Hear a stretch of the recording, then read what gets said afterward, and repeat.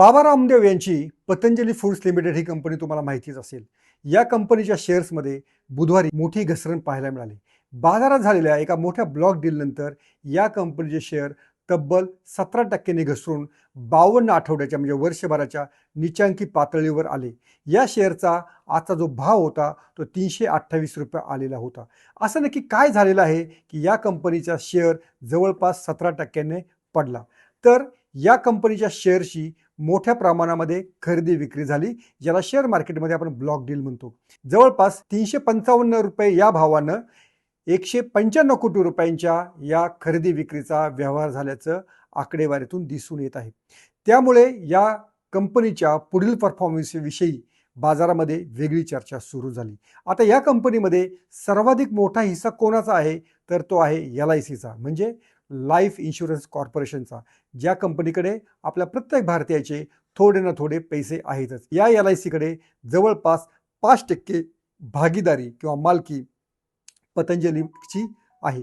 बाबा रामदेव यांनी रुची सोया ही कंपनी ताब्यात घेतल्यानंतर पतंजली फूड्स या नावानं या नवीन कंपनीचं एक पुनरुज्जीवन केलेलं आहे. आता गेल्या आर्थिक वर्षामध्ये जर पाहिलं तर या कंपनीनं 46% आपला नफा वाढून तो तब्बल 523 कोटी रुपयापर्यंत नेलेला होता. त्यामुळं नफ्याच्या पातळीवर किंवा एकूण सगळ्या बाजारपेठाच्या पकडीच्या बाबतीत या कंपनीचा कारभार तरी गेल्या आर्थिक वर्षात चांगला राहिलेला आहे. त्यामुळं बाबा रामदेव हे केवळ योग गुरु नाहीत, तर चांगले बिझनेसमॅन म्हणून देखील या निमित्तानं पुढे आलेले आहेत. आजची जी शेअरमध्ये जे उलथापालथ झाली किंवा घसरण झाली, त्यानंतर पतंजली फूड्सनं देखील आपलं स्पष्टीकरण दिलेलं आहे. त्यांचं म्हणणं असं आहे की कंपनीचा मूळ व्यवसाय आणि कामकाज पूर्णपणे सुरळीत सुरू आहे.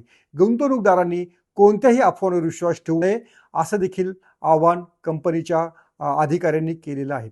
त्यामुळं ही जी घसरण आहे ही तात्पुरती आहे असं कंपनीचं म्हणणं आहे. पण शेअर मार्केटमध्ये, बाजारपेठांमध्ये याबाबत कंपनीच्या कारभाराबाबत वेगळी काही माहिती आहे का? जी माहिती ही सामान्य गुंतवणूकदारांकडे नाही, अशी देखील चर्चा सुरू झालेली आहे.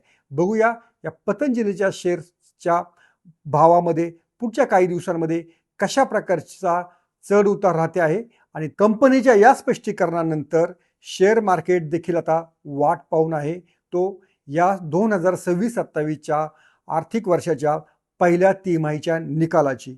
या तिमाहीमध्ये कंपनी कशा प्रकारे आपला नफा सांगते आहे, कशा प्रकारे आपली सेल्स ग्रोथ सांगते आहे, त्यानंतरच मला वाटतं बाजार यावर आपलं पुढची रणनीती ठरवेल. पाहत राहा लेट्स अप मनी.